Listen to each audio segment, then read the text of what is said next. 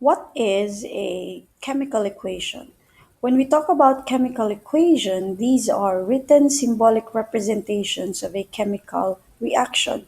So we just talked about chemical reaction and the different types of it.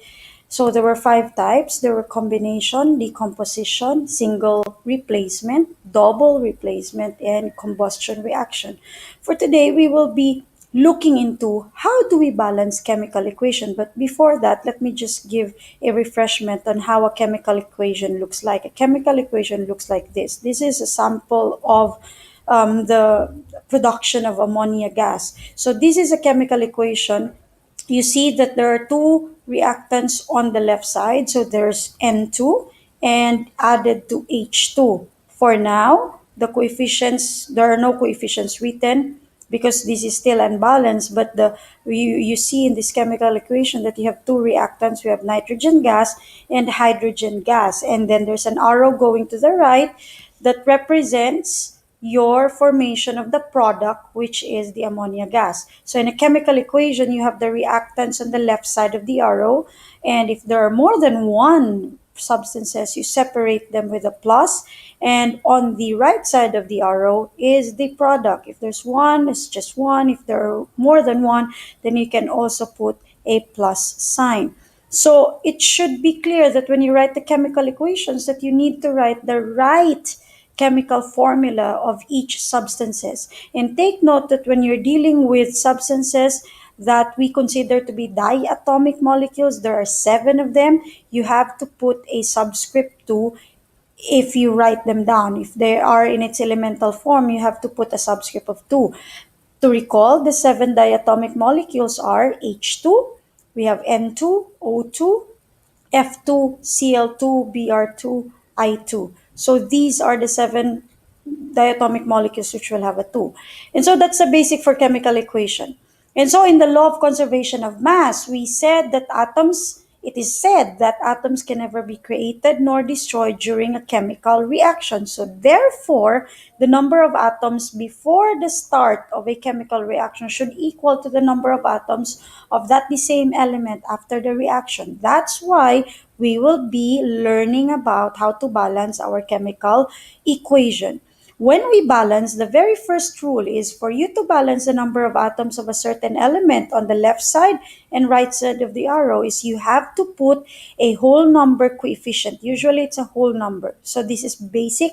We will put a whole number, non-zero, and it's not negative before the chemical equation. So in this case, the coefficients are must be on inside the box before every chemical equation. So if there's a plus, that means the coefficient of the previous substance doesn't apply to the next substance. So let's first use this PhET simulation to in order to refresh ourselves on how to write the right chemical equation. So let's have one of the tools here to represent the balancing of each element. So we know that we have two elements in this production of ammonia. We have nitrogen and hydrogen. As if we put one, which is really the original coefficient before we start balancing, we know that there are two nitrogen, two hydrogen also, and on the other side we have one nitrogen and three hydrogen. Take note that the coefficient, if there's a subscript like this, you have to multiply the coefficient to the subscript. So 1 times 3, therefore you have 3 hydrogen. 1 times 2, 2 hydrogen here. 1 times 2, it's also 2 nitrogen. So that should be multiplied. So what do? We always begin with a side wherein it has a lower number. So since we have two nitrogen here and there's one here, we have to make it balance first. So instead of one, we increase it by two. So in this case, we already have two nitrogen, but since this is a compound NH3, if we put a 2 coefficient, the hydrogen will also be affected. So 2 times 3 hydrogen becomes 6. So on the other side, we only have 2 hydrogen. So how do we make 6 hydrogen? What coefficient will we place so that the 2 here will become a 6? Of course, it's obvious that we need to have a multiplier which is 3 to make the 2 6. So we will make it 3.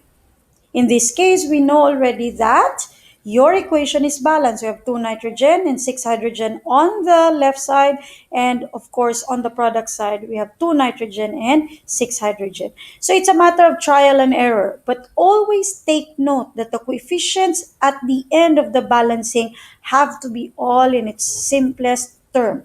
So it should be all in lowest terms. So you may put a 2 here, and you can put a 6 here. Actually, you can put a 6. You can also put a 4 here, but nevertheless, that won't make your equation. It will still be balanced, but your coefficients will not be simplified. So at the end, please always check whether your coefficients are simplified. Another example is a separation of water. So this is a decomposition reaction. Your water is split into H2 and O2 gas. This is a type of electrolysis reaction. So we start with 1, of course. That's the default coefficient. So that means we have 2 hydrogen here and 2 oxygen on the left side. On the other side, right side, we have 2 hydrogen also and 2 oxygen. So you know that it's the oxygen that is not balanced. So you go to the side where oxygen is less. So there's 1 here. To make oxygen 2, of course, you make the coefficient 2. But if you make oxygen 2 here, H is affected, H becomes 4, but on the other side, it's just 1. So how do we make, it's just 2. How do we make a 2 a 4? So you change the coefficient to 2, so 2 times 2 becomes 4. So that makes our equation also balanced. Next, the last example, combustion of methane. This is a very simple combustion reaction. So combustion is when you have a hydrocarbon that reacts with your oxygen gas, forming your carbon dioxide gas and your water. Now, the technique for combustion reactions, because these are the common reactions, these are the chemical equations of combustion reactions, are the challenging equations, especially if you'll have more than one carbon. The longer your hydrocarbon is, the harder it is to balance. The technique here is you always begin with your carbon, make your hydrogen and oxygen last priority. So always look at your carbon first, and then hydrogen and oxygen will follow. So in this case, CH4, you have 1 carbon. Let's have 1 first for all. So the default is 1. So we have 1 carbon and 1 carbon here. So you see that it's balanced. So we don't have a problem with carbon. However, if we look at our hydrogen, hydrogen is 4 here and hydrogen here is 2. And our oxygen also, if you look at this, there's 2 oxygen. 1 times 2 is 2. On the other side, take note that there are 2 oxygens in the 2 compounds. We have oxygen and carbon dioxide and oxygen for water. Now, if there are 2 elements, there's 1 element but separated into different substances but on the same side, that means the quantity of this must be added to this. Okay, because they're on the same side. So you have to add. So this is 1 times 2. That's 2 oxygen for CO2. And 1 times 1, that's 1. So that is plus 1. So you have a total of 3 oxygen. So how do we balance this? We may start with our hydrogen. This is 4 and this is 2. So I make this 2. So that, 2, so that it will become 4. Now, in this case, if hydrogen is 4 here, oxygen got affected, so this is 2 already, plus 2 here, that's a total of 4. How do I make the 2 on the left side 4? Of course, you put a coefficient of 2, and that makes your equation balanced. So the challenge here for combustion is every time your carbon is already balanced, you look at your oxygen. Your oxygen on the right side primarily has to be added, and usually it begins with an odd number. Make sure that your oxygen, you put coefficients that will make your oxygen an even number, so that on the other side, because it's just an O2, you can easily figure out what's the best coefficient to get also an even number.